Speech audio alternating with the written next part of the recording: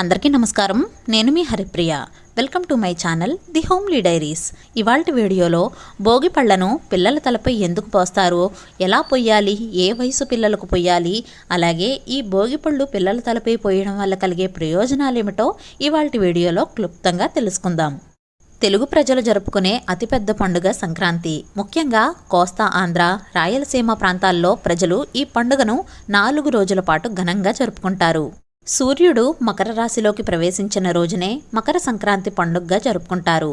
హరిదాసు కీర్తనలు, రథం ముగ్గులు, కోడిపందాలు, గొబ్బెమ్మలు, భోగిమంటలు, గంగిరెద్దులు, పిండి వంటలు, ఇలా సంక్రాంతి వచ్చిందంటే ఆ సందడే వేరు. అందరికీ తెలుసున్న విషయాలే. మొదటి రోజున భోగి పండగగా, రెండవ రోజు సంక్రాంతి, మూడవ రోజు కనుమ, 4వ రోజు ముక్కనుమగా పిలుస్తారు. భోగి రోజు పెద్ద మంటలు వేస్తారు. పాత వస్తువులను భోగి మంటల్లో వేయడం ఎప్పటినుంచో వస్తున్న ఆచారం. భోగి పండుగ రోజున బొమ్మల కొలువులు, ముత్తైదువులతో పేరంటాళ్లు చేస్తారు. ముఖ్యంగా భోగి పండుగ రోజున సాయంత్రం పెద్దలు తమ ఇండ్లలోని చిన్నారుల తలపైన రేగిపళ్ళు పోస్తారు. భోగిపళ్ల కోసం ఇందులో ఏమేం వేస్తారంటే రేగిపళ్ళు, చెరుకు ముక్కలు, బంతిపువ్వు రేకలు, చిల్లర నాణాలు వాడతారు. కొందరు శనగలు కూడా కలుపుతారు. వీటన్నిటినీ కలిపిన మిశ్రమాన్ని భోగిపళ్ళు అంటారు. రేగిపళ్ళు పిల్లల తల మీద పోయడం వల్ల శ్రీమన్నారాయణ దివ్య ఆశీస్సులు లభిస్తాయని భావిస్తారు. భోగిపండ్లు పోయడం వల్ల పిల్లల మీద ఉన్న చెడు దృష్టి తొలగిపోతుంది. తలపై భాగంలో బ్రహ్మరంధ్రం ఉంటుంది. భోగిపళ్ళు పోసి దాన్ని ప్రేరేపితం చేస్తే పిల్లల్లో జ్ఞానం పెరుగుతుంది. రేగిపండ్లను బదరీఫలం అని కూడా పిలుస్తారు. శివుణ్ణి ప్రసన్నం చేసుకోవడానికి నరనారాయణులు బదరికావనంలో ఘోర తపస్సు చేశారట. ఆ సమయంలో దేవతలు వారి తలల మీద బదరీ ఫలాలను కురిపించారని చెబుతారు.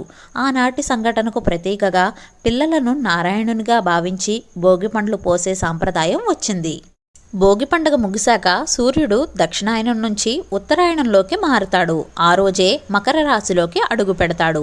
సంక్రాంతి సూర్యుని పండగ. సూర్యుని వలె గుండ్రని రూపంలో ఎర్రటి రంగు పండ్లు కారణంగా దీన్ని అర్కఫలం అనే పేరు కూడా వచ్చింది. సూర్య భగవానుడి ఆశీస్సులు పిల్లలపై లభించాలని సూచనగా ఈ భోగి పండ్లను పోస్తారు.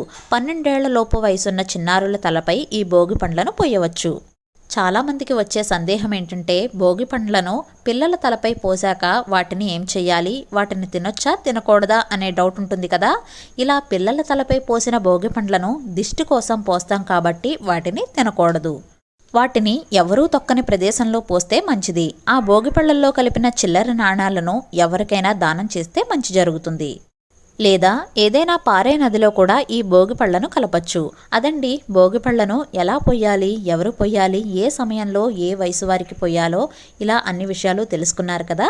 మీకు ఈ వీడియో నచ్చితే ప్లీజ్ లైక్ చేయండి, షేర్ చేయండి. మన ఛానల్ని కొత్తగా చూస్తుంటే సబ్స్క్రైబ్ చేయొచ్చు కదా.